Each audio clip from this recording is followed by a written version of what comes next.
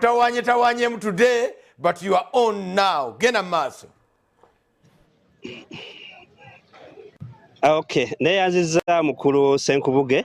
Ya enkuba yo mpitirivu bitundu eby'Embale naye ate kyewunyisa nti etera nnyo kutonnya budde bwa kiro. Mukulu Senkubuge, tuli wano mu Sino Industrial Park nga gegamu amakolero Industrial Parks 22 President Museveni ge yateekako emikono okulabika nti gatandika okukola. Era wano mu Sino mu Mbale oba mu Eastern Region tulinayo Mbale Sino Park ge amakolero agamu agatandise okulabika nti gakola era nga tulina factories eziwera ddala nga 48 28 gali mu operational era endala factories endala zikyazimbibwa. Olunaku olwaleero tubadde tusuubira okubeera ne President Museveni okuba nti ajja okugulawo Omwoleso gwabwe gwe bakoteeseewo naye tegeezeddwa nti Vice President yagenda okubeera nga ajja. Wano ndina omwogezi wa Sino Industrial Park agenda tubuulira paaka eno erina abantu bameka beekozesa n'ekigendererwa ki ekiri mu mwoleso guno olunaku olwaleero. Mukulu amannya?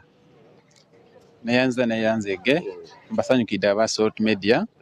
Amanya n'eddoboozi nze Kennedy Mushemeza ndi Public Relations Manager owa Tangshan Sino Uganda Mbale Industrial Park. Eno Industrial Park yaguddwawo omukulembeze w'eggwanga His Excellency Yoweri Kaguta Museveni. Ekigendererwa ekyokutumbula ebyamakolero mu ggwanga n'ekigendererwa ekirala ekyokutondawo emirimu eri Abannayuganda bagamba ffenna tufune emirimu. Ssaawa zino wenjogerera Sino Uganda Mbale Industrial Park erina amakolero 52 gayongerako bw'aba takimanyi. Erina amakolero 52 okuva ku 48 kati 4 gayongeddeko. Kitegeeza tuli mu kkula mangu. Salt Media njagala bategeeza n'ensi yonna leero amakolero asatuka ku lwero mukozesa abakozi bameka mu Sino Industrial Park? Kati abakozi tuli mu bakozi 75.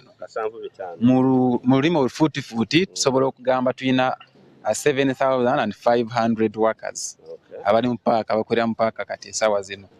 Abasinga obungi nyinza okugamba nti 75% oba obutundutundu 75 ku buli 100 bw'abawala oba abakazi.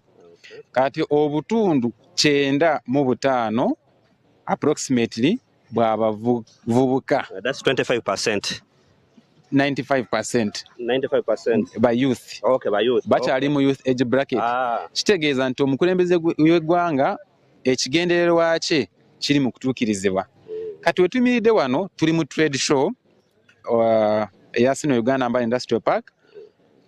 Amakolero gali agakolera mu paaka yaffe twagalagalage kiki kye bakola. Saagala bagambe nti ebintu bino biva China oba biva wabweru w'eggwanga, wabula ensi yonna ekirabe nti bikolebwa wano.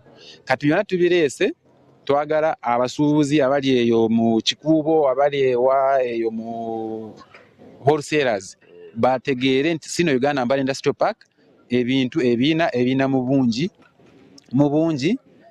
bajje babirabe basiime tukolagane nabo.